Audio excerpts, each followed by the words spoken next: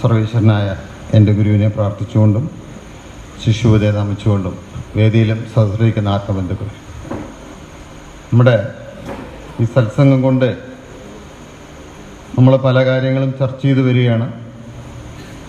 അപ്പോൾ നമ്മുടെ ചിട്ടയിലെ പ്രാർത്ഥനയുടെ കാര്യങ്ങളാണ് ഇവിടെ ചർച്ചയ്ക്ക് വന്നത്. പ്രാർത്ഥനയുടെ അർത്ഥം പറഞ്ഞു തന്നു. പ്രാണന് അർത്ഥം വരുമ്പോൾ നമ്മുടെ വീട്ടിലെ വെള്ളത്തിന് വരെ മാറ്റം വരുന്നുള്ള കാര്യം അനുഭവത്തിൻ്റെ വശത്തിൽ നമുക്ക് പറഞ്ഞു തന്നു. പ്രാർത്ഥന നീട്ടി ചൊല്ലരുതെന്ന് പറഞ്ഞു തന്നു. അധികം വേഗതയിലും ചൊല്ലരുതെന്ന് പറഞ്ഞു തന്നു. ഇതെല്ലാം ഗുരു നമ്മളെ പഠിപ്പിച്ചിട്ടുള്ള കാര്യങ്ങളാണ്. അഖണ്ഡനാമം മൂന്നാമത്തെ വരി ഏത് കൊല്ലത്തിലാണ് കിട്ടിയത്?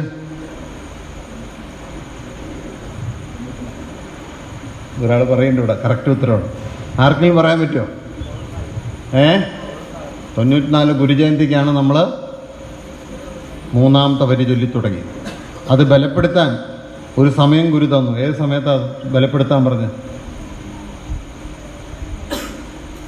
ഒക്കെ പറഞ്ഞതൊന്നും നോട്ട് ചെയ്യില്ല. പായസം കുടിക്കുന്നതോടുകൂടി പോരുത്. അത് പൗർണമിയുടെ 3 ദിവസം മുമ്പും പൗർണമിക്കും പൗർണമി കഴിഞ്ഞ 3 ദിവസവും നമ്മൾ രാവിലെ 5-ന്റെ ആരാധന കഴിയുമ്പോൾ നമ്മൾ ഇത് ചൊല്ലി ബലപ്പെടുത്തും. കണ്ടിട്ടുണ്ടോ? തിരുവനന്തപുരത്ത് പോകുമ്പോൾ നിങ്ങൾക്കത് മനസ്സിലാവും കേട്ടോ. അപ്പോൾ ഇത് എന്തിനാണ് ഇതിങ്ങനെ ചെയ്യണമെന്ന് ഗുരുവിന് ചോദിച്ചപ്പോൾ പറഞ്ഞത്, ഇത് വരുന്ന യുഗങ്ങളിലേക്ക് വേണ്ട ആയുധമാണ് ദൈവം നമുക്ക് തന്നത്. അപ്പോൾ നമ്മൾ പറഞ്ഞത് എന്തിനാണ് വ്യാഴാഴ്ച പ്രാർത്ഥന, എന്താണ് പൗർണമി പ്രാർത്ഥന, എന്താണ് നമ്മൾ ഇന്ന് ഇപ്പോൾ കണ്ണൂരുകാർ പോയിട്ടുണ്ട് അല്ലേ? പ്രാർത്ഥനയ്ക്ക് പോയിട്ടില്ലേ? പോയിട്ടുണ്ടോ? അറിയോ കണ്ണൂരുകാർക്ക്? അവിടെ ഫോട്ടോ ഒക്കെ ഇട്ടിട്ടുണ്ട്. എന്തിനാണ് അവർ പോയിരിക്കുന്നത്? എന്തിനാണ് കണ്ണൂരിൽ നിന്ന് വ്യാഴാഴ്ച പ്രാർത്ഥന എന്താണെന്ന് പല സ്ഥലത്തും ഞാൻ വന്ന് പറഞ്ഞു തരുന്നുണ്ട്. എൻ്റെ അറിവല്ല, എൻ്റെ ദൈവമായ ഗുരു എന്നെ പഠിപ്പിച്ചിട്ടുള്ള കാര്യങ്ങളാണ് അല്ലേ? എന്താണ് ഗുരു പറഞ്ഞത്? ഒരു ദേശത്തിൻ്റെ സൂക്ഷ്മഭാവത്തിൽ മഹാത്മാക്കളുടെ ത്യാഗം കൊണ്ട് എന്തെല്ലാം നന്മ തിന്മകൾ ഉണ്ടായിട്ടുണ്ടോ അതെല്ലാം നമ്മളെ ബാധിക്കുന്നു. ഞാൻ പറഞ്ഞു, ശങ്കരാചാര്യരുടെ കാര്യം പറഞ്ഞിരുന്നു, ഓർമ്മയുണ്ടോ? അത് എവിടം കൊണ്ടാണ് തീർന്നത്? ഗുരുയുടെ അമ്മയുടെ കർമ്മം കഴിഞ്ഞപ്പോൾ ഇന്ത്യയുടെ ഭരണതന്ത്രങ്ങളിലേക്ക് ഏറ്റവും ടോപ്പിലേക്ക് ആര് വരാൻ തുടങ്ങി? കേരളക്കാർ കയറി വരാൻ തുടങ്ങി. അപ്പോൾ ഒരു ദേശത്തിലെ ഒരു മഹാത്മാവിൻ്റെ ദുഃഖം കൊണ്ട് ഇങ്ങനെ സംഭവിക്കുകയാണെങ്കിൽ, ഇവിടെ പൗർണമി ദിവസം സംസാരിച്ച ഒരു അമ്മ പറഞ്ഞ കാര്യം നിങ്ങൾ ശ്രദ്ധിച്ചിട്ടുണ്ടാവും. ആരാ സംസാരിച്ച്? ഓർമ്മയില്ലേ? പൗർണമി ദിവസം ഊർമിള ടീച്ചർ പറഞ്ഞത് ഓർമ്മയുണ്ടോ ആർക്കെങ്കിലും? എന്താണ്? അതൊക്കെ ശരിയല്ല, അത് വേറെ കാര്യം. അവരുടെ വീട്ടിലെ ആ പൃഥുരാശിയിൽ ആരാ നിൽക്കുന്നത്? ഒരു സന്യാസിയാണ്. എന്താ കാരണം? ആ സന്യാസിയെ സൂക്ഷിക്കുന്ന കർമ്മത്തിൽ ആ ദേശത്ത് അങ്ങനെ ഒരു കർമ്മം നടന്നുകൊണ്ടാണ് ആ വീട്ടിൽ ഇത്ര ദുരിതങ്ങൾ ഉണ്ടാകുമ്പോഴും ഒരു സംരക്ഷണമായിട്ട് ആര് നിൽക്കുന്നത്? ഒരു സന്യാസി കയറി നിൽക്കുകയാണ്. ആ സന്യാസിയാണ് ഇവരെ എവിടേക്ക് കൊണ്ടുവരുന്നത്? ഗുരുവിൻ്റെ അടുത്ത് കൊണ്ടുവരും.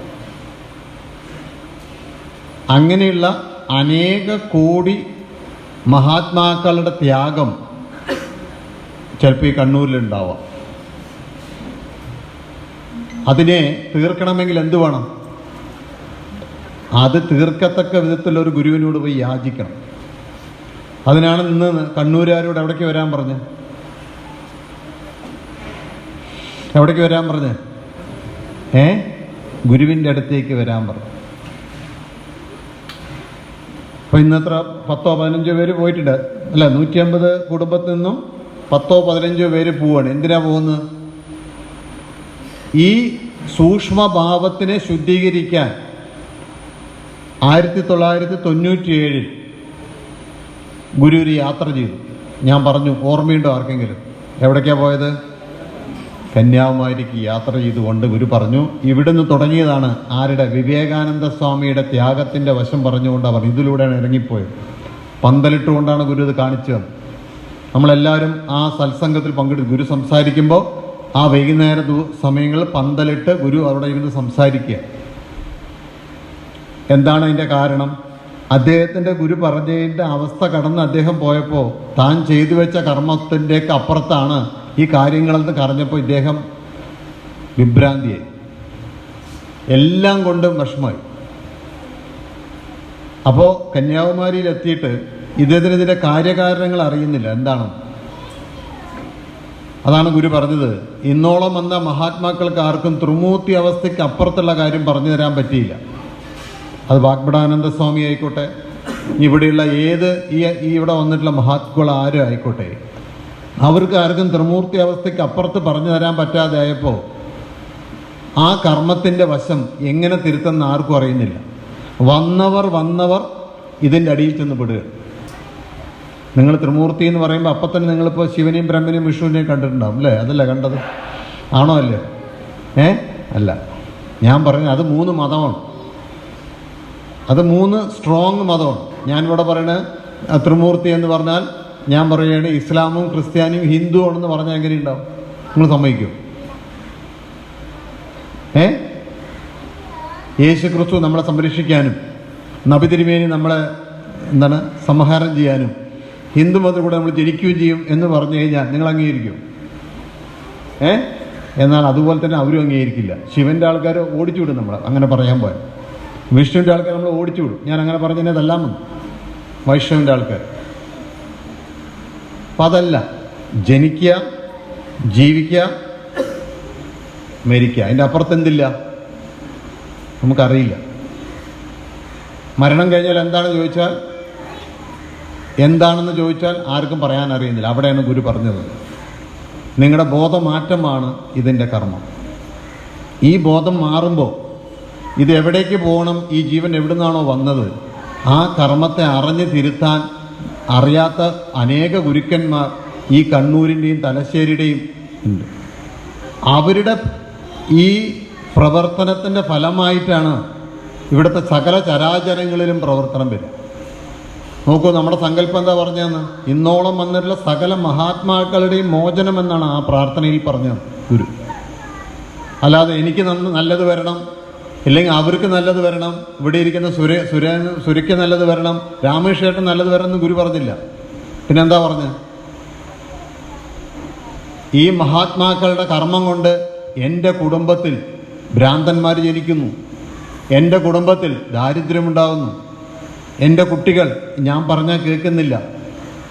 ഇതെല്ലാം ഈ സൂക്ഷ്മഭാവത്തിലാണ്. അതാണ് ഇവിടെ ആലപ്പുഴക്കാർ ഇവിടെ സംസാരിച്ചപ്പോൾ പറഞ്ഞ് ഇവിടുത്തെ ഭാഷ, ഇവിടുത്തെ പ്രവർത്തനം അല്ലേ എനിക്ക് പറ്റുന്നില്ല. എന്താ അതിന് കാരണം? ഇതെല്ലാം ഈ കർമ്മങ്ങളെല്ലാം ഈ അന്തരീക്ഷത്തിൻ്റെ സൂക്ഷ്മഭാവത്തിൽ നിന്ന് ഉണ്ടായതാണ്.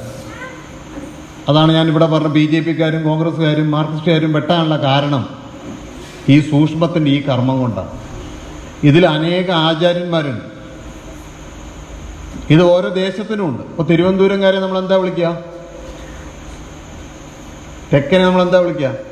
രാജവെമ്പാലയും തെക്കനെയും കണ്ടാൽ ആദ്യം ആരെ അടിക്കണം എന്ന് നിങ്ങൾ പറഞ്ഞിരിക്കണം? തെക്കനെ അടിച്ചോളാനാണ് പറഞ്ഞത്. കാരണം രാജവെമ്പാലിക്ക് ഒരു ധർമ്മമുണ്ടെന്നാണ് പറഞ്ഞത് അല്ലേ? നമ്മൾ പറഞ്ഞ് കളിയാക്കും, അവരിങ്ങോട്ടും കളിയാക്കും വേറെ രീതിയിൽ. പ്രമോദേട്ടനൊക്കെ അങ്ങനെ പറയാറ്, തെക്കന്മാരെ കണ്ട സൂക്ഷിച്ചോളണം എന്നാണ് പറയുന്നത്. കേട്ടിട്ടുണ്ടോ? ലോകത്ത് കിടന്നിട്ടുള്ള ഒരേ ഒരു പ്രതിഷ്ഠയുള്ളൂ. ഏതാണ്? ബാക്കി എല്ലാ ക്ഷേത്രത്തിലും വിഗ്രഹം നിന്നിട്ടാണ്. എന്തുകൊണ്ടാണ്? തമാശക്ക് പോലെ പറയും. ആര് കേട്ടിട്ടുണ്ടോ? ഇവിടുത്തെ കമ്മ്യൂണിസ്റ്റുകാർ. എന്തുകൊണ്ടാണോ കിടക്കാൻ കാരണം? ആത്മീയം വേറെയാണ്, ഞാൻ ചോദിച്ചൊരു തമാശയാണ്. തെക്കന്മാർ കാല് വാരുന്ന് ആർക്കറിയാത്ര? അദ്ദേഹത്തിന് അറിയുന്നതുകൊണ്ട് അദ്ദേഹം വേഗം കടന്നു എന്നാണ് പറയും. ഇനിയിപ്പോൾ കാല് വേറൊന്നും ചെയ്യാൻ പറ്റില്ലല്ലോ.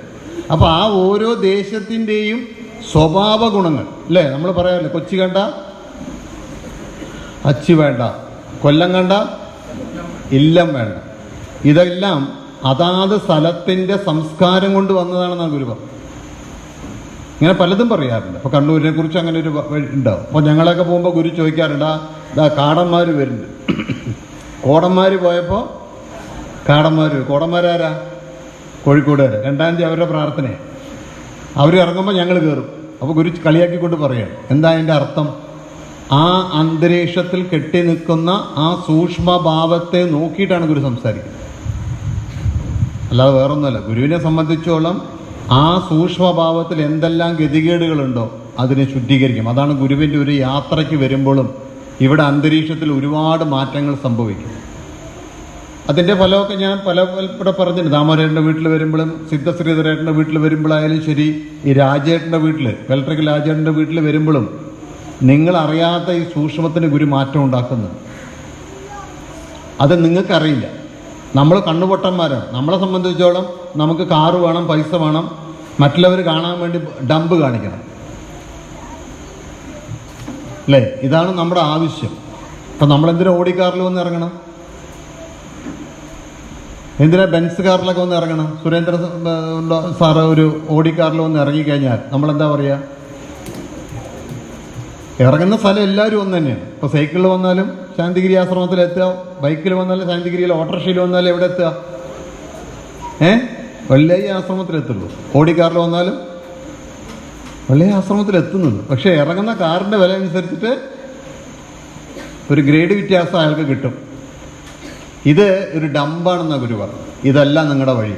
ഈ അന്തരീക്ഷത്തിൽ നിൽക്കുന്നതിൻ്റെ സൂക്ഷ്മഭാവത്തെ ശുദ്ധീകരിക്കാൻ ദൈവം നിങ്ങളെ ചുമതലപ്പെടുത്തി. ഈ സൂക്ഷ്മഭാവം അശുദ്ധമാവാൻ കാരണം എന്താ?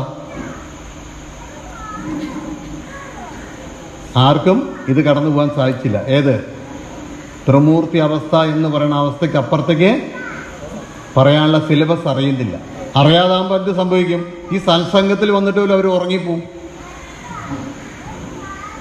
അതാണ് സന്ധ്യാമ്മയും പറഞ്ഞ്, കുട്ടികൾക്ക് ഈ അന്തരീക്ഷത്തിൽ ഇരുന്നുകൊണ്ട് ഈ സത്സംഗം കേൾക്കാൻ പറ്റില്ല. അവർ ഈ സമയത്ത് കിടന്ന് ഓടും. പല ആൾക്കാരും ഇവിടെ കിടന്ന് ഉറങ്ങും. ഗുരു പറഞ്ഞത് അന്തരീക്ഷത്തിൻ്റെ, നിങ്ങൾ വന്ന അന്തരീക്ഷമാണ്. അതുപോലെ പ്രാർത്ഥന കേട്ടാൽ എനിക്കൊക്കെ പറയാൻ പറ്റും ഏത് ജില്ലയിൽ നിന്നാണ് പ്രാർത്ഥനയ്ക്ക് വന്ന് എനിക്ക് കൃത്യമായി പറയാൻ പറ്റും. എന്താ കാരണം? നമ്മൾ കന്നിമൂലയിൽ കിടന്ന് ഉറങ്ങിയായിരിക്കും. കറക്റ്റായിട്ട് നമുക്ക് പറയാൻ പറ്റും ഇന്ന ജില്ലക്കാരാ പ്രാർത്ഥനയ്ക്ക് വന്നിരിക്കുന്നത്. എന്താ കാരണം? ആ ജില്ലക്കാരുടെ വാസനയ്ക്കനുസരിച്ച് നീട്ടിയും കുരുക്കി അവർ പ്രാർത്ഥിക്കും കറക്റ്റായിട്ട്.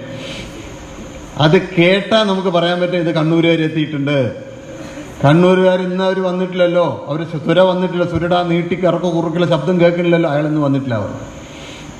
കാരണം എന്താ? ഇത് നമുക്കറിയാം. അപ്പോൾ ഒരു ജില്ലയുടെ അന്തരീക്ഷത്തിൽ നിൽക്കുന്ന ആ സൂക്ഷ്മഭാവത്തിൻ്റെ സകലവിധ ഗതികേടും ഈ കൊച്ചു കുഞ്ഞിൽ കാണാൻ പറ്റും. അവൻ്റെ പ്രവർത്തനത്തിലും അവൻ്റെ രീതിയിലും അത് കാണാൻ പറ്റും. അതാണ് ഗുരു അഭിനയിച്ച് കാണിക്കും. പാലക്കാടുകാരെടുത്ത് വെച്ച് നോക്കൂ, ഓ പറയും, ഒന്നും നടക്കില്ല. ഇത് പറച്ചിലേ നോക്കിയാണ് ഞാൻ. കണ്ണൂരുകാരോട് പറഞ്ഞു നോക്കും, ഇപ്പം ഞങ്ങൾ എന്നൊക്കെ പറയും, നടക്കില്ല. കാരണം ഈ ആവേശം ഭയങ്കരമാണ്. അതുകൊണ്ടാണ് നമ്മുടെ പ്രാർത്ഥനാലയത്തിൻ്റെ പ്രതിഷ്ഠ പോലും ആദ്യം വയ്ക്കുമ്പോൾ ഗുരു വളരെ ശ്രദ്ധിക്കാൻ പറഞ്ഞു. നമ്മൾ അതിൻ്റെ പ്രതീക്ഷയോടൊക്കെ ചോദിച്ചാറേ എവിടെ ഉണ്ടായ സൂക്ഷ്മത്തിലുണ്ടായ പ്രശ്നങ്ങൾ. ഒരു കാലത്ത് ഈ രാമകൃഷ്ണൻ്റെ കതിരൂരിൽ പറഞ്ഞ സ്ഥലത്ത് ഒരു ബോഡി പോലും നമുക്ക് എടുക്കാൻ പറ്റില്ല മരണപ്പെട്ട് കഴിഞ്ഞാൽ. പറ്റുമോ? രാമകൃഷ്ണൻ ഉണ്ടോ അവിടെ? പറ്റുമോ? ഇല്ല. അവരാണ് ഡേറ്റൊക്കെ ഫിക്സ് ചെയ്യണമെന്നിട്ട്, അല്ലേ? അപ്പോൾ ആ അന്തരീക്ഷത്തിനെ ശുദ്ധീകരിക്കണമെങ്കിൽ എന്ത് വേണം പറഞ്ഞു? ആദ്യം നിങ്ങളൊന്ന് പ്രാർത്ഥിക്കണം പറഞ്ഞു.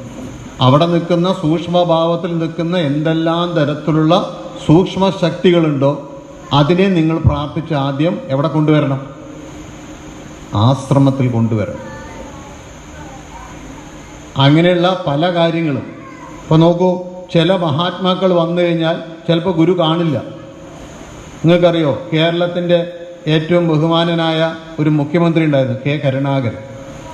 അദ്ദേഹത്തിന് ഗുരു കാണാറില്ല. എന്താ കാരണം? ഉറക്കപ്പുറം കൃഷ്ണനെ പ്രാർത്ഥിച്ചുകൊണ്ടൊന്നുമല്ല. കൃഷ്ണനെ അദ്ദേഹം പ്രാർത്ഥിച്ചു. എത്രയോ പേര് കൃഷ്ണനെ പ്രാർത്ഥിച്ച ആളാണ് സതീശൻ സാറ്. അദ്ദേഹം നിരീശ്വരവാദിയായിരുന്നു. ഞാനതൊക്കെ പറഞ്ഞു തന്നിട്ട് നിങ്ങൾക്ക് മനസ്സിലാവണില്ല അല്ലേ? സതീശ് സാറ് കാണുന്നത് എന്താ? ഗുരുവായൂരിലെ KSRTCയിൽ കണ്ടക്ടറായിട്ട് പോയിരിക്കുമ്പോൾ അതിലുള്ളൊരു പ്രകാശം കാണും. എവിടെ? അമ്പലത്തിനുള്ളിൽ. ആ അമ്പലത്തിൽ കാണുന്ന പ്രകാശം ആര്യായിരുന്നു? പിന്നീട് അദ്ദേഹത്തിന് മനസ്സിലായി കാണുന്ന ഗുരുവാണ്. അപ്പോഴാണ് തൻ്റെ ഭാര്യ പോകുന്ന ആശ്രമത്തിലെ ഗുരു സ്വാമിയുടെ ആണല്ലോ അത് എന്നിട്ട് അദ്ദേഹം പിന്നെ വന്നത്.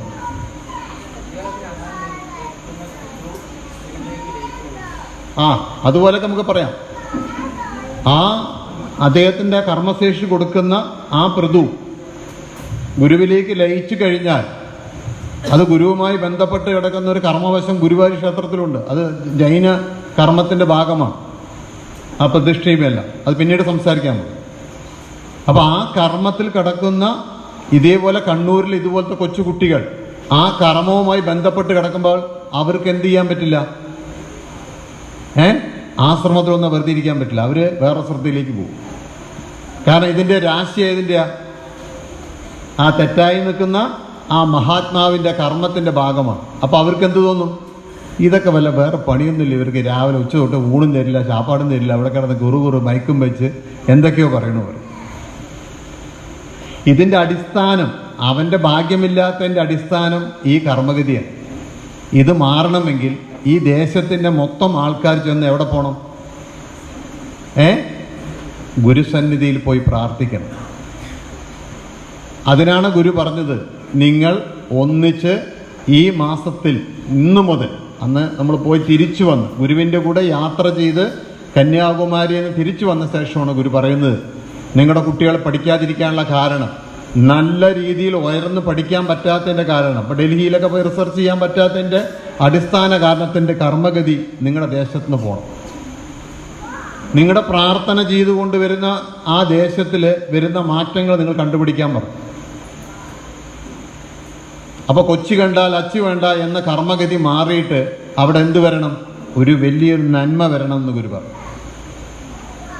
ഇത് ഇടുക്കിയിൽ നോക്കിയിട്ടും ഗുരു പറഞ്ഞു, ഇവിടെ കെട്ടിവെച്ചിരിക്കുന്ന ഈ ഡാം തന്നെ വലിയൊരു പ്രശ്നം ഉണ്ടാക്കും പിൽക്കാലത്ത്. ഇത് വരാതിരിക്കണമെങ്കിൽ എന്ത് വേണം? ഇവിടെ ഒരു ആണി അടിക്കണം. അതാണ് 1971 തന്നെ അവിടെ എന്ത് ചെയ്തു ഗുരു? എന്ത് ചെയ്തു? ഒരു ആശ്രമം തുടങ്ങി. അന്ന് ഗുരു അവസ്ഥാപൂർത്തികേടൊന്നും കഴിഞ്ഞിട്ടില്ല. ഇതിൻ്റെ അപകടം കണ്ടിട്ടാണ് പറഞ്ഞത്. എന്നിട്ട് അവിടെയുള്ള പല ആൾക്കാരെ അവിടുന്ന് മാറ്റി. അപ്പോൾ ആൾക്കാർ ചോദിച്ചു, എന്തിനാ അവിടുന്ന് മാറ്റുന്നത്? ഇവൻ്റെ ഗതികേട് കാരണം ഈ ദേശത്തിന് കുഴപ്പം വരും. നമ്മളെയും കുറേ പേരെ മാറ്റിയിട്ടുണ്ട് അല്ലേ? കണ്ണൂരിൽ നിന്ന് പലവരെയും ഗുരു എന്ത് ചെയ്യും? അപ്പം അമ്മ പറഞ്ഞില്ലേ, മകനെ എന്തിനാ അങ്ങോട്ട് പിടിച്ച് നിർത്തിയത്? ശാന്തിഗിരി ആളില്ലാത്തതുകൊണ്ടാണോ? ആളില്ലാത്തതുകൊണ്ടാണോ? അല്ല, അത് ഗുരുവിന് മാത്രം അറിയുന്ന ചില രഹസ്യങ്ങളാണ്. ചില ആൾക്കാരെ ഗുരു ആശ്രമത്തിന് വിടില്ല, അവരവിടെ നിൽക്കട്ടെ പറയും. നമ്മൾ വിചാരിക്കുന്നത് എന്താണ്? ഞാനില്ലെങ്കിൽ ആശ്രമം നിലനിൽക്കില്ല, പൊട്ടത്തരമാണ്. പന്തരവസ്വാമി ഇല്ലെങ്കിൽ എന്താ ശാന്തിഗിരി ഉണ്ടാവില്ലേ? സന്യാസംഘം ഇല്ലെങ്കിൽ ആശ്രമം ഉണ്ടാവില്ലേ? ഉണ്ടാവും. പക്ഷേ നമ്മൾ മനസ്സിലാക്കേണ്ട പ്രധാന കാര്യം എന്താ? എൻ്റെ സാമീപ്യം കൊണ്ട് ഈ അന്തരീക്ഷത്തിൽ എന്ത് ഗതികേടാണോ വരുന്നത് അത് ഒഴിവാക്കാനാണ് എന്നെ ഗുരു പിടിച്ചു നിർത്തുന്നത്. അവിടെ ഞങ്ങളെപ്പോഴും മാസപ്രാർത്ഥനയ്ക്ക് പോയി കഴിഞ്ഞാൽ അവിടെ നടക്കുന്നൊരു സംഭവം ഞാൻ പറഞ്ഞുതരാം. ഞങ്ങളെപ്പോഴും നുണ പറയും പോയിട്ട്. സത്പ്രഭാസ്വാമിയോടും പാലക്കാടിലെ കുറേ ആൾക്കാരൊന്ന് ഗുരുവിൻ്റെ അടുത്തുണ്ട്. ആരൊക്കെയാണ്? ഗോപാലകൃഷ്ണ സാറ്, പൂർണ്ണസ്വാമി, നമ്മുടെ ജയപ്രിയ സ്വാമി, ജയദീപ്ത സ്വാമി, അദ്ദേഹം, സുകേഷ് ചേട്ടൻ, ഇവരൊക്കെ അന്ന് ഗുരുവിൻ്റെ കൈ പിടിച്ച് നടക്കുന്ന ആൾക്കാരാണ്. അപ്പോൾ ഞങ്ങൾ പോയി പറയുന്ന കാര്യം എന്താ? നിങ്ങളെപ്പോലെ തന്നെ അപ്പോൾ ഇത് കഴിഞ്ഞാൽ പ്രസാദം വാങ്ങി ഓടാൻ നിൽക്കുന്ന പോലെ ഞാനും ഓടാൻ നിൽക്കുന്ന ആൾക്കാരാണ്. അപ്പോൾ ഇപ്പം നോണ പറയും, വണ്ടിക്ക് ഓട്ടോ ഉണ്ട്. അപ്പോൾ 4-ാം തീയതി രാവിലെ തന്നെ ഞങ്ങളെ വിടണം ഫസ്റ്റ്. അപ്പോൾ ഞങ്ങൾ എന്ത് ചെയ്യും പറഞ്ഞാൽ, ആദ്യം ശിശുപൂജടുത്ത് പോയി പറയും, ജന്യ പറയും, നിങ്ങളെല്ലാം റെഡിയാവുക പറയും. അതിന് സത്പ്രഭാസ്വാമി വരെ ഉണ്ടാവും, സ്വാമിയുടെ. അന്ന് ബ്രഹ്മചര്യായി നിൽക്കേണ്ട ജയദീപ്ത സ്വാമി, ഗുരുവിനെ കുളിപ്പിക്കലൊക്കെ അദ്ദേഹത്തിൻ്റെ ഡ്യൂട്ടിയാണ് പറയും. എല്ലാ സാധനവും അവിടെ വന്ന് അപ്പോൾ വിളിപ്പിക്കാറ്. അപ്പോൾ നമ്മളെന്ത് ചെയ്യും? ഈ സമർപ്പിക്കാനുള്ള സാധനങ്ങളൊക്കെ ആയിട്ട് നിങ്ങൾ കണ്ടിട്ടുണ്ടാവും. ഇപ്പോഴത്തെ കുടിലിൻ്റെ ഫ്രണ്ടിൽ കാണുന്ന ശിശുവിനെ താമസിക്കുന്ന സ്ഥലത്ത് ഗുരു നടക്കുന്ന ഒരു വടിയൊക്കെയുള്ള സ്ഥലമൊക്കെ ഉണ്ട്, അവിടെ കൊണ്ട് വെക്കും. അപ്പോൾ നമ്മൾ വെയിറ്റ് ചെയ്യും. അപ്പോൾ ഉള്ളിലിങ്ങനെ ഗുരു സംസാരിക്കണത് നമുക്ക് കേൾക്കാൻ പറ്റും. ഗുരു സംസാരിക്കണത് നമുക്ക് കേൾക്കാം. അപ്പോൾ ഗുരു ചോദിക്കുന്നുണ്ടാവും, ആടാരടാ പുറത്ത് നിൽക്കണ ചോദിക്കും. അപ്പോൾ പറയും പാലക്കാടുകാരാണ്, അവർക്ക് നേരത്തെ പോകണം. എടാ അവരോട് ചായ കുടിച്ചിട്ട് വരാൻ പറയും. ആറിൻ്റെ ആരാധന കഴിഞ്ഞ് പറഞ്ഞാൽ നമ്മളെന്ത് ചെയ്യും? ചായ കുടിയാണ്. അന്നത്തെ പോലെ പുറത്തൊന്നും പോകണ്ട, നമ്മൾ ആ കയറി വരുന്ന സ്റ്റെപ്പില്ല അതന്നെ ചായ, അവിടെ തന്നെ ആഹാരം കൊടുക്കണ്ട, ചായ കുടിക്കും. ചായ കുടിച്ച് നമ്മൾ ഓടി വരും, കാരണം ഗുരു വിളിക്കുകയല്ലേ, ചായ കുടിച്ച് പറഞ്ഞാൽ വിളിക്കുകയല്ലേ. അവിടെ നിൽക്കും. പിന്നെയും അതിൻ്റെ ഉള്ളിൽ ആൾ കയറണൊക്കെ നമുക്ക് കാണാം. അപ്പോൾ വീണ്ടും സത്പ്രഭാസ്വാമിയോടൊക്കെ നമ്മൾ പറയും. കുറച്ച് കഴിയുമ്പോൾ വീണ്ടും ഗുരു ചോദിക്കണം, ആരുടെ പുറത്ത് നിൽക്കണം? പാലക്കാട്ടുകാരാണ്. അവരുടെ 9ൻ്റെ ആരാധന കഴിഞ്ഞിട്ട് വരാൻ പറയും. പുള്ളി 9ൻ്റെ ആരാധനയായി നമ്മൾ പോയി. 9ൻ്റെ ആരാധന കൂടി പ്രാർത്ഥിച്ച് വേഗം പ്രസാദമൊക്കെ വാങ്ങി വീണ്ടും വന്ന് നിൽക്കുകയാണ് റെഡിയായിട്ട്. ഇപ്പോൾ വിളിക്കും. നമുക്കത് തുറന്ന ഗുരുവിനെ കാണാം, നമുക്ക് പോവാം. മാത്രമല്ല നമ്മൾ പ്ലാൻ ചെയ്ത് കഴിഞ്ഞു. എന്താണ്? കൊല്ലം ബീച്ചിലൊക്കെ ഒന്ന് പോവാം അല്ലേ? അപ്പോഴാണ് വീണ്ടും ഗുരു ചോദിക്കുന്ന ശബ്ദം നമുക്കിവിടെ കേൾക്കാം. എടാ ആരാണ് നിൽക്കണ? പാലക്കാട്. എടാ അവരോട് കഞ്ഞി കുടിച്ചിട്ട് വരാമോ? നിങ്ങൾക്കൊന്നൊരു കഞ്ഞി കുടിക്കാൻ പോയി. നമ്മൾ കഞ്ഞിയൊക്കെ കുടിച്ച് 10-10:30 ആകുമ്പോൾ നമ്മൾ വീണ്ടും വരികയാണ്. വീണ്ടും വന്ന് അവിടെ നിൽക്കുകയാണ്. കാരണം സമർപ്പിച്ച സാധനങ്ങളൊക്കെ ഉണ്ട്. അപ്പോൾ പറയും, ഇപ്പോൾ കമ്മിറ്റി കൂടാൻ പോവുകയാണ്, നിങ്ങൾ പുറത്തിറങ്ങി നിൽക്കാൻ പറയും. നമ്മളങ്ങനെ കമ്മിറ്റി കഴിയിട്ട് അവിടെ നിൽക്കും. അത് കഴിഞ്ഞ് വീണ്ടും നമ്മൾ കയറുകയാണ്. കയറുമ്പോൾ ഒരു വീണ്ടും ഇതേ ചോദ്യമാണ്, ആരാണ് പുറത്ത് നിൽക്കുന്നത് അല്ലേ? അപ്പോൾ ചോദിക്കും, പാലക്കാട്. എടാ 12ൻ്റെ ആരാധന കഴിയട്ടെ, ഞാൻ കാണാം. അവരോട് പോയി 12ൻ്റെ ആരാധന കൂടാൻ പറയും. നിങ്ങളെപ്പോലെ പ്രാർത്ഥനയ്ക്ക് പോയ ആൾക്കാരാണ് ഞങ്ങൾ. പോയി ഉറക്കം ക്ഷീണം വേറെ, ഇന്നലെ രാത്രി മുഴുവൻ ഉറക്കമൊഴിച്ചവരാണ് നമ്മൾ.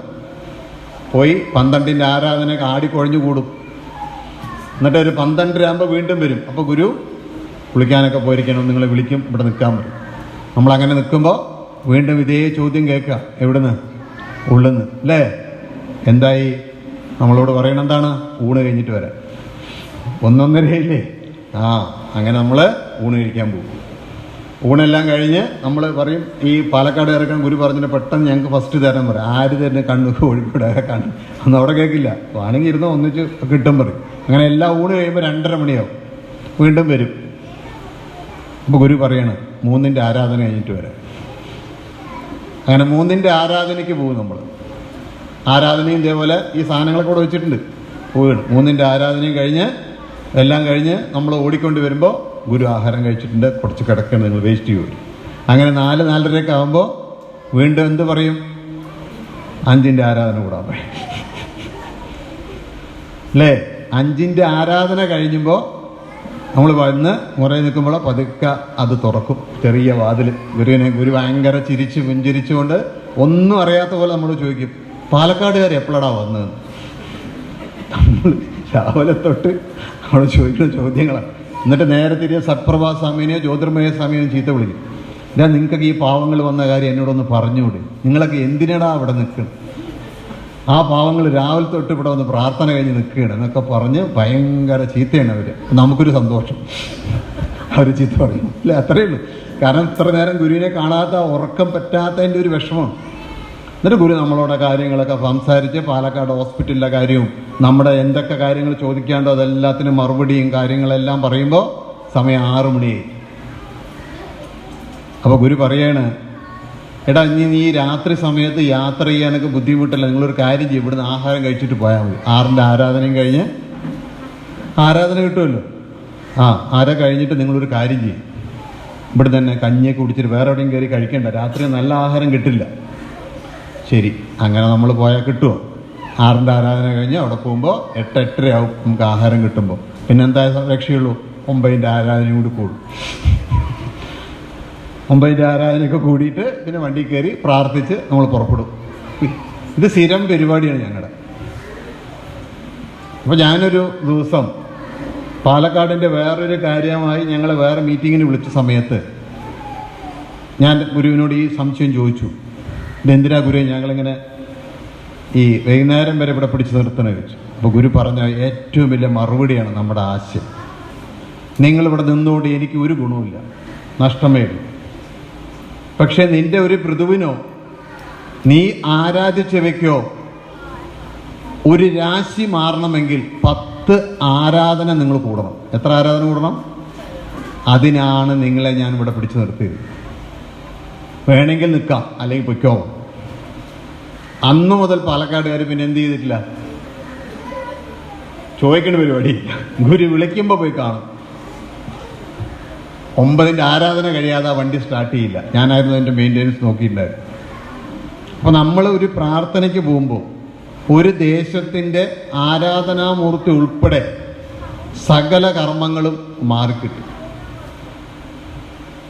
അങ്ങനെ മാറിക്കിട്ടിയാലേ നമ്മൾ ആരാധിച്ചവ നമ്മൾ തിരിച്ചു വരുമ്പോൾ നമ്മളെ നമസ്കരിക്കുന്ന ഗുരു പറഞ്ഞു. നിങ്ങൾ കണ്ടോ, ഇവിടെയുള്ള മുത്തപ്പനായാലും ശരി, മച്ചിൻ്റെ മുകളിൽ എന്താണ്, മച്ചിൻ്റെ താഴെയോ മുകളിലുള്ള ദേവി ആയിക്കോട്ടെ, എന്തോ ആയിക്കോട്ടെ, യേശു ആയിക്കോട്ടെ, നബി ആരും ആയിക്കോട്ടെ, അവർ നമ്മളെ നമസ്കരിക്കും. കാരണം അവർ യാചിക്കുന്നത് ഞങ്ങൾക്ക് ഇതിലൊരു പരമ്പരയിലൊന്ന് ജനിക്കാൻ. ഈ കർമ്മം അറിയാത്തത് കൊണ്ട് നമ്മൾ ഈ പ്രാർത്ഥനയ്ക്ക് പോകുമ്പോഴത്തിൻ്റെ വലുപ്പമൊന്നും അറിയില്ല. നമ്മളെന്ത് ചെയ്യും? കിട്ടിയ വഴിക്ക് നമ്മൾ തമാശയൊക്കെ പറഞ്ഞ് ഒരു രസത്തിലെങ്ങനെ പോകുമ്പോഴും തിരിച്ചു വരുമ്പോഴും നമ്മൾ അങ്ങനെയാണ്. അപ്പോൾ ഗുരു പറഞ്ഞത്, നിങ്ങൾ തിരിച്ചു പോകുമ്പോഴും വരുമ്പോഴും വീട്ടിൽ പോയി ഇത് സമർപ്പിക്കണം. ഏതാ സമർപ്പിക്കേണ്ടത്? നിങ്ങൾ പ്രാർത്ഥിച്ച് 10 നേരത്തെ ആരാധനയുടെ പ്രകാശം എവിടെ കൊണ്ട് സമർപ്പിക്കാനാ പറഞ്ഞ്? ഈ പ്രാർത്ഥനയുടെ മഹിമ നിങ്ങളുടെ വീട്ടിൽ. അങ്ങനെ ആ വീടുമായി ബന്ധപ്പെട്ട് നിൽക്കുന്ന ഏതെല്ലാം സൂക്ഷ്മ ഭാവമാണോ ആ ദേശത്തുള്ളത് അതിന് മാറ്റം ഉണ്ടാവും. അങ്ങനെ വരുമ്പോൾ നിങ്ങളുടെ ദേശത്തിലെ ദാരിദ്ര്യം മാറിത്തുടങ്ങും. നിങ്ങളുടെ ഈ പറയുന്ന രീതിയിലുള്ള റോഡുകൾ നന്നായി തുടങ്ങും. അല്ലെങ്കിൽ നിങ്ങളുടെ കിണറുകൾ വെള്ളം പോലും ശുദ്ധമാവില്ല. അങ്ങനെ എത്രയോ സംഭവങ്ങൾ നമുക്ക് പറയാനുണ്ട്. അപ്പോൾ ആ കുട്ടിയുടെ കാര്യം പറഞ്ഞല്ലോ, മോളുടെ കാര്യം പറഞ്ഞ പോലെ തന്നെ നമ്മുടെ മെഡിക്കൽ കോളേജിൽ ഇങ്ങനെ ഒരു അപകടം വന്ന് കയറി. സിദ്ധ മെഡിക്കൽ കോളേജിൽ സുപ്രീം കോടതി വരെ കേസ് പോയി. സുപ്രീം കോടതിയുടെ ജഡ്ജി എടുത്ത് വലിച്ചെറിയണം നമ്മുടെ പേപ്പറിൽ. കുട്ടികളെല്ലാം അരിവാളും കൊണ്ടാണ് വരുന്നത്. തമിഴ്നാട്ടിലെ അരിവാൾ കണ്ടിട്ടുണ്ടോ നിങ്ങൾ? ഇത്ര നീളം ഉണ്ടാവും. ഞാനാണ് അന്ന് SHRന്റെ ഹെഡ്. ഞാനത് തൊഴുതുകൊണ്ട് പറഞ്ഞു, ഞാനിതില്ല. അതിന് മുമ്പേ ഞാൻ പറഞ്ഞിരുന്നു അപകടം വരും. ഗുരുസവി സ്വാമി എല്ലാവരും കടന്ന് കട്ടക്കടിക്കുക. ശിഷ്യപൂജ ഒറ്റ വാക്യേ പറഞ്ഞുള്ളൂ, പ്രാർത്ഥിക്കണം. എന്തോ നമ്മുടെ ഭാഗ്യത്തിനൊരു തമിഴ്നാട്ടിലെ ഒരു ജഡ്ജ് ഇത് കേൾക്കാമോ, അവരെഴുതി ലാസ്റ്റ് ഒരു വരി, ഇതെല്ലാം നിയമവിരുദ്ധമാണ്, but the state government can take any decision for the sake of the students. 4ാമത്തെ കൊല്ലം എത്തിക്കഴിഞ്ഞു കുട്ടികൾ. 4 കൊല്ലമായിട്ട് ഇവർക്ക് എക്സാം എഴുതാൻ പറ്റിയില്ല. എക്സാമൊക്കെ എടുത്തു വെച്ചിരിക്കുകയാണ് പേപ്പർ. മനസ്സിലായോ? ആ ഒരൊറ്റ വരിയിലാണ് പിണറായി വിജയൻ സാറ് 2ാം പ്രാവശ്യം കയറിയപ്പോൾ നമ്മളെ രക്ഷിച്ചു. അപ്പോൾ പ്രാർത്ഥനയുടെ ബലം കൊണ്ട്, മഹിമ കൊണ്ട് നമുക്ക് പലതും നേടാൻ സാധിക്കും. അതെന്ത് അപകടമായിക്കോട്ടെ, ഏത് അപകടത്തിനുള്ളിൽ നമ്മൾ വീണാലും നമ്മളെ ദൈവം, ഗുരു നമ്മളെ 2 കൈയും കൊണ്ട് രക്ഷിച്ചു കൊണ്ടുവരും. ഇതെത്രയോ അനുഭവത്തിൻ്റെ വശമാണ്. അതാണ് ആ കുട്ടിയോട് ഞാൻ പറഞ്ഞു, പ്രാർത്ഥനയല്ലാതെ ആ കുട്ടിയുടെ ഒരു നിയമപ്രകാരം അവളുടെ കാര്യം ശരിയാവില്ല. ഞാനത് പല വക്കീലന്മാരോടോ റിട്ടയർഡ് ജഡ്ജിമാരോടോ അയച്ചു കൊടുത്തു. രക്ഷയില്ല എന്നാണ് പറഞ്ഞു.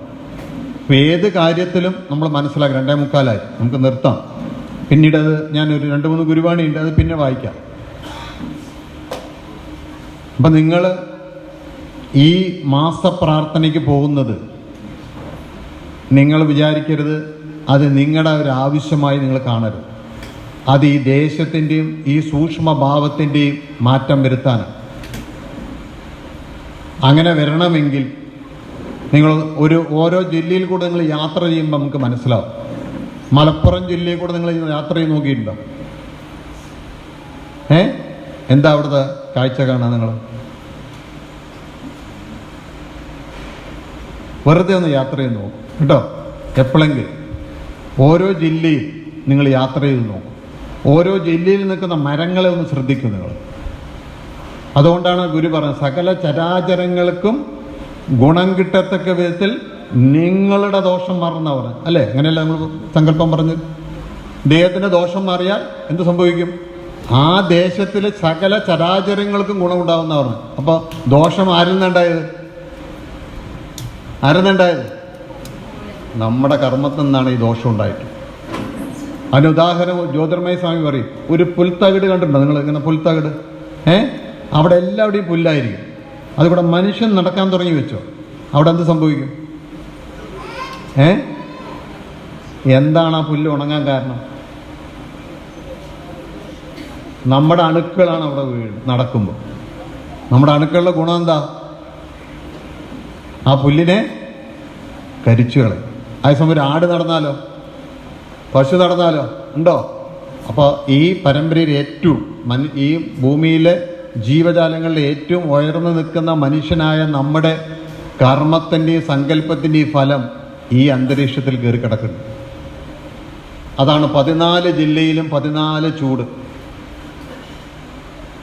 14 ജില്ലയിലും സ്വഭാവം വ്യത്യാസം, ഭാഷ വ്യത്യാസം, ഉച്ചാരണ വ്യത്യാസം. തിരുവനന്തപുരംകാർ ഭക്തി എന്ന് പറയോ? അവരെന്താ പറയാ? ഭക്തി എന്ന് ഉച്ചരിക്കുന്നത്. ഭാ ഇല്ല അവർക്ക്, ഭക്തി ഇല്ല. ഭക്തി പരമോന്നത ഭാവം. നമ്മളെന്താ എവിടെ നമുക്ക് തെറ്റിയാണോ അവർക്ക് തെറ്റി? അല്ല, തെറ്റല്ല അത് ഞാൻ പറയണത്. ആ അന്തരീക്ഷത്തിൻ്റെ ഭാഗമായി വരുന്നതാണ്. ഇവിടെയും നമ്മൾ ഇതുപോലത്തെ ഭാഷകൾ ഇവിടെ ഉണ്ടാവും. ഇത് ഈ അന്തരീക്ഷത്തിൽ കെട്ടിക്കിടക്കുന്ന എന്തെല്ലാം ഉണ്ടോ അത് ഈ സ്വഭാവം നിങ്ങളുടെയിലും എൻ്റെയിലും കാണും. ഇത് ആരിലൂടെ മാറുള്ളൂ? നമ്മുടെ ഗുരുവിനിലൂടെ ആ കർമ്മം മാറ്റാൻ 1973 സാധിച്ചിട്ടുള്ളൂ. ഇതിൻ്റെ ഒരു ഗുരുവാണിയുണ്ട്, ഞാൻ അടുത്ത പ്രാവശ്യം വായിക്കാം, കാരണം സമയം വളരെ ലേറ്റായി. ഇപ്പോൾ പലവരുടെയും വൻകുടലും ചെറുകുടലും നമ്മൾ അടിയാണ്, വിശപ്പുകാർ അല്ലേ? അതാണ്. പിന്നെ ഇപ്പം അവർ ചോദിച്ച പോലെ അല്ലേ, മാതൃമണ്ഡലത്തിന് എന്തിനാണ് മാസപ്പിരിവ് ചോദിച്ചു കഴിഞ്ഞാൽ വളരെ സിമ്പിളായിട്ടുള്ള കാര്യമാണ് ഗുരു പറഞ്ഞത്. എടാ, സ്ത്രീകൾ അബലകളായി, ദേവദാസികളായി, മോശമായ സ്ത്രീകളായി മാറിയ ജീവൻ പോയി നിൽക്കുന്നൊരു മണ്ഡലമുണ്ട്. അത് കൂരിരുട്ടാണെന്നാണ് പറയുന്നത്. ബ്ലാക്ക് ഹോൾ എന്നാണ് നമ്മൾ മോഡേൺ സയൻസ് വിളിക്കുന്നത്. അവിടെ നിന്നും വേദവാഹിനികളായ ഈ സ്ത്രീകളെ ഉയർത്തണമെങ്കിൽ, അവർ മാതൃപരമായ മണ്ഡലത്തിലെത്തണമെങ്കിൽ എന്തു വേണം? ഒരു മഹാകർമ്മത്തിൻ്റെ തുടക്കം കുറിക്കണം. അതിനുവേണ്ടി ചെറിയൊരു സഹായം ചെയ്താൽ എന്താണ് നമുക്ക് നഷ്ടം? അല്ലെങ്കിൽ ബ്ലാക്ക് ഹോളിൽ പോയി പെടും, അത്രയേ ഉള്ളൂ. മോഡേൺ സയൻസ് പറയുന്ന ബ്ലാക്ക് ഹോളിൽ നിന്ന് കേട്ടിട്ടുണ്ടോ ആരെങ്കിലും? അവിടെ കെട്ട യുഗങ്ങൾ കിടക്കുന്നവരാണ്, അവിടെ രക്ഷയില്ല. പാതാളബദ്ധ എന്നാണ് അതിനെ ശ്രീനാരായണ ഗുരു വിളിച്ചത്. ഇങ്ങനെ സ്ത്രീകളെ അബലകളാക്കി, അടിമകളാക്കി, അവർക്ക് ഒന്നിനും അവകാശമില്ല എന്ന് പറഞ്ഞ് നശിപ്പിച്ച് കളഞ്ഞ് മണ്ഡലത്തിൽ പോയി നിൽക്കുന്ന എത്രയോ ലക്ഷം കോടി ഋതുക്കളുണ്ടെന്നാണ് ഗുരു പറഞ്ഞു. ഇവർ ഈ കണ്ണൂരിലുണ്ട്. എന്ത് ചെയ്യും? എവിടെ കൊണ്ട് നിങ്ങളത് തീർക്കും? പറഞ്ഞാൽ അങ്ങോട്ട് തീരുമോ? എന്നാൽ എളുപ്പമായി. അങ്ങനെയൊന്നും പോയില്ല പറഞ്ഞു ഗുരു. എടാ, ഈ പറയുന്ന ഏറ്റവും വലിയ ഇവിടെ മഹാത്മാവാണെന്ന് വന്ന ആളേക്കാളും മുകളിൽ നിൽക്കുന്ന ആരുണ്ട്? ഋതുക്കളുണ്ട്. അവരെ വരെ കുരുക്കാനുള്ള ഋതുക്കൾ ഇവിടെയുണ്ട്. അപ്പം ഈ കർമ്മഗതിയെ തിരുത്താനുള്ള കർമ്മം പ്രാർത്ഥന കൊണ്ട് നിങ്ങൾ നേടണം. അതാണ് ഈ മാസപ്രാർത്ഥന. അടുത്ത ആഴ്ചയോട് മാസപ്രാർത്ഥന ഞാൻ നിർത്തും. പല സംശയം മാസപ്രാർത്ഥനയുമായിട്ട് ഉണ്ടെങ്കിൽ ചോദിക്കാം. അടുത്ത് നമുക്ക് ഇനിയും പോകാണ്ട്, കുറേ കാര്യങ്ങൾ പറഞ്ഞു പോകാണ്ട്. പ്രാർത്ഥനയുടെ തന്നെ ഒരുപാട് കാര്യങ്ങളുണ്ട്. അത് കൃത്യമായി നിങ്ങൾ അതുകൊണ്ട് എന്ത് ചെയ്യണം?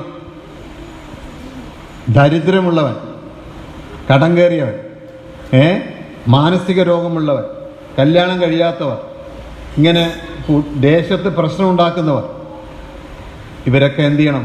മാസപ്രാർത്ഥനയിൽ പങ്കെടുക്കണം. ദയവ് ചെയ്ത് ആശ്രമ പരിചയം വരണമെങ്കിൽ അതേ വഴിയുള്ളൂ. ഇപ്പോൾ ഇവിടെ 100 കൂട്ടം കാര്യങ്ങൾ പറയുന്ന പലവരോടും ഞാൻ ചോദിച്ചാൽ എത്ര ആരാധനയുണ്ട് ചോദിച്ചാൽ പറയാൻ സാധിക്കില്ല.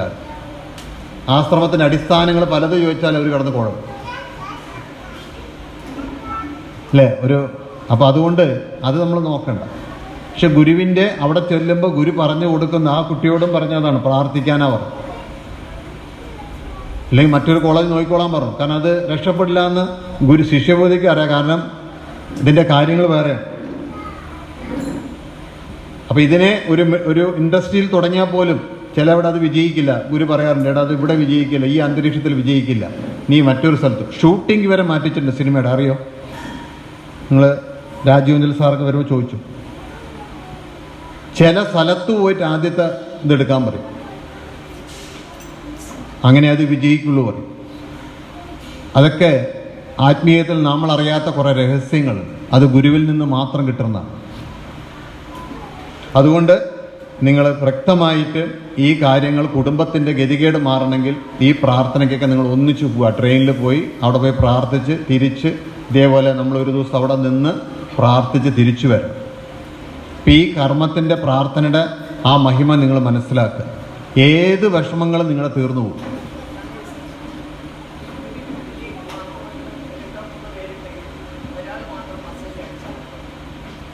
മാസവരി എന്ന് പറയുന്നത് ആ ഗുരുവിൻ്റെ വലിയൊരു സങ്കല്പമാണ് ഇത്, ആ സംഘടന മാതൃ. അതുകൊണ്ട് എന്താ ഉദ്ദേശിക്കുന്നത്? ഇങ്ങനെ അബലകളായ സ്ത്രീകളെ മാതൃപരമായ മണ്ഡലത്തിലേക്ക് ഉയർത്താൻ, അതിൻ്റെ നടത്തിപ്പിന് വേണ്ടി ചെറിയൊരു സഹായം എന്നേ ഗുരു ഉദ്ദേശിച്ചുള്ളൂ. അത് നമ്മളെടുക്കുന്ന തീരുമാനങ്ങളാണ്. അത് നമുക്കെടുക്കാം, അല്ലെങ്കിൽ നമുക്ക് കൊടുക്കാൻ. 100 വയസ്സായവരും കൊടുക്കും. എന്തിനാണ്? അതിൻ്റെ കാര്യങ്ങൾ നടന്നു പോകണം. പക്ഷെ അതിൻ്റെ കാര്യങ്ങൾ നടത്തേണ്ട ഉത്തരവാദിത്വം നിങ്ങൾക്ക്. എനിക്കൊരു 100 രൂപ ഇവിടെ തരാൻ തോന്നുന്നത് എപ്പോഴാണ്? എന്തെങ്കിലും ഒരു കർമ്മ പദ്ധതികൾ ഉണ്ടാവും. ഞാൻ നിങ്ങൾക്ക് ആഹാരം ഒന്നും തരാണ്ട് ഇവിടുന്ന് ഇവിടെ ആശ്രമത്തിൽ ഒരു കാര്യം ചെയ്യാതെ അന്നദാനത്തിന് പൈസ വെച്ചാൽ തരുമോ?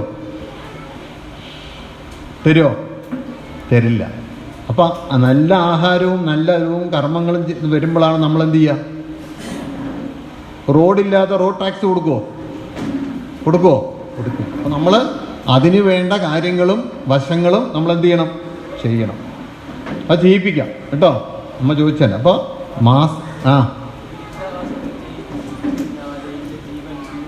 അത് ഗുരു തീരുമാനിക്കും പോലെ വരുന്നതാണ് പറഞ്ഞത്. അതിൻ്റെ അവകാശം ഗുരുവിനാണ്. മറ്റെവിടെ നമ്മളൊരു ഇഷ്ടദേവതയിൽ ചെന്ന് ലയിച്ചു വയ്ക്കുക. ഇഷ്ടദേവതയ്ക്ക് ജനിക്കാൻ അവകാശമില്ല. പറഞ്ഞ് മനസ്സിലായോ? പിന്നെ നമ്മളെന്താവും? കട്ടയ്ക്ക് അടിച്ചു നിൽക്കും അവിടെ. അങ്ങനെയുള്ള ഒരുപാട് കുടുംബങ്ങളിലാണ് ഈ മന്ദബുദ്ധികൾ ജനിക്കുക, അല്ലേ? ആക്രികൾ വന്ന് ജനിക്കുകയും യുദ്ധങ്ങൾ ചെയ്യുന്നവർ ജനിക്കുകയും പ്രശ്നങ്ങൾ ഉണ്ടാക്കുകയും ദരിദ്രങ്ങൾ വന്ന് കയറുകയും ചെയ്യുന്നത് ഇങ്ങനെയാണെന്ന ഗുരു പറയും. അതേസമയം അധികാരിയായിട്ടുള്ള ഒരു യുഗത്തിന് 5 അധികാരികൾ വരുന്നതാണ് ഗുരു പറഞ്ഞിരിക്കുന്നത്. അത് നിയമമാണ്. അതിൻ്റെ അപ്പുറത്ത് നിൽക്കുന്ന ഒരു അധികാരി വരും. ആരാണ്? കാലാന്തര ഗുരു, അല്ലേ? അതിൻ്റെയും അപ്പുറത്ത് വരുന്നതാണ് നമ്മളെപ്പോലെ, നമ്മുടെ ഗുരുവിനെ പോലെ വരുന്നത്. അവർ ഗുരുവിൽ നിന്നാണ് കാലം ഉണ്ടാവുക. അങ്ങനെയുള്ള ഗുരുവിൻ്റെ പ്രകാശത്തിൽ അണഞ്ഞ ഒരാൾ എപ്പോൾ ജനിക്കണം എപ്പോൾ ജനിക്കണ്ട എന്ന് ആര് തീരുമാനിക്കും? ആ ഗുരുവിന് തീരുമാനമുണ്ട്. അതുകൊണ്ടാണ് നമ്മുടെ മരണം ആനന്ദമാണെന്ന് പറയും. ഇവിടെ നെഞ്ഞത്തടുത്ത് കരയുന്ന കുറേ പേരുണ്ട്. അത് പൊട്ടന്മാരാണ്. നെഞ്ഞത്തടുത്ത് എപ്പോഴാണ് കരയുക? ഇതുപോലെ പിശാചിൻ്റെ അടുത്ത് പോകുന്നത് വേണമെങ്കിൽ കരയണം. പോയല്ലോ, ഒന്നും രക്ഷയില്ല. അതേസമയം ശിവനിൽ ലയിക്കുന്ന ആൾക്കാർക്ക് വേണ്ടി ദ്രാവിഡന്മാരെന്ത് ചെയ്യും? തപ്പട്ട കൂട്ടി കളിക്കും. കണ്ടിട്ടുണ്ടോ? അവരുടെ ആനന്ദം എന്താ? ശിവനിലാണ് ലയിക്കുന്നത്, അവരുടെ ഗുരുവിൽ. അങ്ങനെ ലയിക്കുന്നത് സത്യമാണ്. അതുപോലെ ഗുരുജ്യോതിയിൽ അണയുമ്പോൾ അവനെന്തായി? ഗുരുവാണ് അതിൻ്റെ സ്ഥിതിയും, അല്ലേ? സൃഷ്ടിയും സമാധിയും ഒക്കെ ഗുരുവാണ്. അർത്ഥം മനസ്സിലായോ? അല്ലെങ്കിൽ എന്ത് സംഭവിക്കും? പഞ്ചായത്ത് പ്രസിഡന്റ് അടുത്ത് ഒരു ഇന്ത്യൻ പ്രസിഡന്റ് ആണോട്ട് പോയാൽ എന്ത് സംഭവിക്കും? വേഗം പറയും. ഇന്ത്യൻ പ്രസിഡന്റ് ആണെന്ന് പറഞ്ഞിട്ട് പഞ്ചായത്ത് പ്രസിഡന്റ് അല്ലെങ്കിൽ ഒരു ബാങ്ക് പ്രസിഡന്റ് അടുത്ത് പോയാൽ എന്ത് സംഭവിക്കും? കട്ടപ്പുകയല്ലേ? ഇതന്നെയാണ് നമുക്ക് സംഭവിക്കുക. ക്ലിയർ ആണല്ലോ? അപ്പോൾ ഗുരുജ്യോതിയിൽ അണയുക എന്ന് പറഞ്ഞത് എളുപ്പമല്ല കേട്ടോ. അതുകൊണ്ട് ചിലവരൊക്കെ നമ്മൾ ചോദിക്കുക സന്യാസിയായ, അങ്ങനെയൊന്നുമില്ല. ആ ധർമ്മം ആര് സൂക്ഷിക്കണോ അവനെ കിട്ടുള്ളൂ ഗുരുജ്യോതി, അല്ലേ?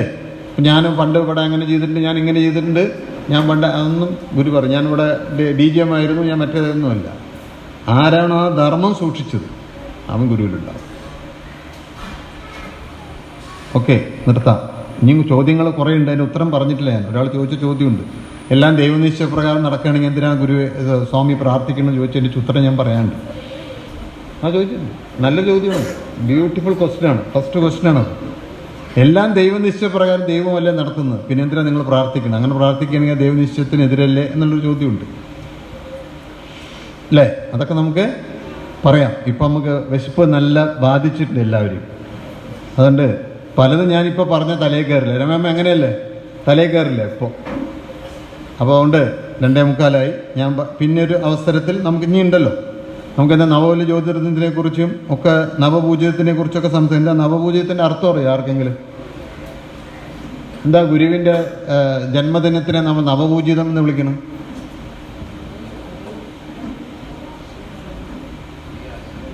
പുതിയ ആശയം. ഗുരു പറഞ്ഞത് പുതിയതല്ല, അത് പണ്ടേ ഉള്ളതാണെന്നാണ് പറയുന്നത്. പഠിക്കാം, അടുത്ത ആഴ്ച പഠിക്കാം കേട്ടോ. വിശദമായി നമുക്ക് ചർച്ച ചെയ്യാം, പഠിക്കാം. അപ്പം എന്തായാലും എൻ്റെ വാക്കുകൾ ഗുരുവാദങ്ങൾ സമർപ്പിക്കുന്നു. സദ്ഗുരുവേശ്വരൻ. നന്ദി പ്രകടനം.